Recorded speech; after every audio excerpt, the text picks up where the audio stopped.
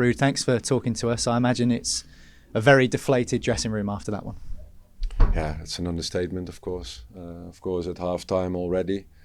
But after that, the players reacted to a second half. That was a lot different. But then again, I would say that the three moments that we conceded the goals were probably individual moments that occurred, individual mistakes, if you like, and that's hard to play against. Yeah, it was a very different game to the one up at Newcastle last weekend. So does that make it all the more frustrating that it was 3-0 at half time? Yeah, of course. I mean, we know, and the players know, that we're involved in the goals. That and you can also see it in the expected goals. It was 0.4 the first half against, and then you can see 3. Yeah, that's it's a hard one to take, especially for the players. But they bounced back. They kept fighting. They kept going, and that's the most important thing. And the captain was the first one to do it. And this side has shown character to bounce back through difficult moments this season. So there's no reason to believe that even off the face of these last 2 defeats that you couldn't do the same thing again. No, I mean, this is it's going to be a long run, the season, and every game that we are going to play is a new one. And with a win, a draw, or a loss, we will prepare for the same things, and that's to get better.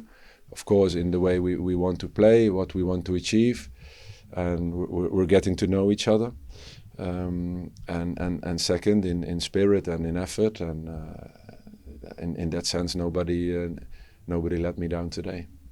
I suppose it's just a lesson in how ruthless the Premier League can be. If you do make errors, there is a good chance that you are going to be punished. Yeah, that's clear, and we know that. Of course, as Leicester City, it's important to get results, and then everything has to be right, from set pieces to the composure in certain moments, decision making in your own box and in the final third. That's where games get decided, and that showed today. Let's look ahead to the Liverpool game then. Boxing Day, trip to Anfield. I suppose that's the beauty of this time of year in the Premier League, that there is only a few days between this and the next one and a chance to put it right. No, it's good to focus on a new game, and it's a big task ahead, but also a quick turnaround, as you say, and a chance for players to recover and bounce back from this one. For you, obviously someone who's had such an affiliation with Manchester United over the years, does that add anything extra to the game at Anfield, or for you is it just solely about focusing on Leicester City? Yeah, totally. I think some rivalry in the past, but it's quite a while ago, and I'm focusing on Leicester City and the players and everybody involved to get the best out of the players and help the club the most in the most efficient way. I suppose it's really important now then just to pick the lads' heads up and get them to forget the game against Wolves and look ahead to the next one.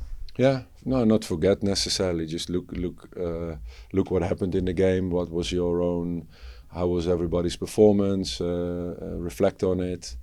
I will do so as well with the staff and talk with the players about what happened during the game, and then we can look ahead to Liverpool.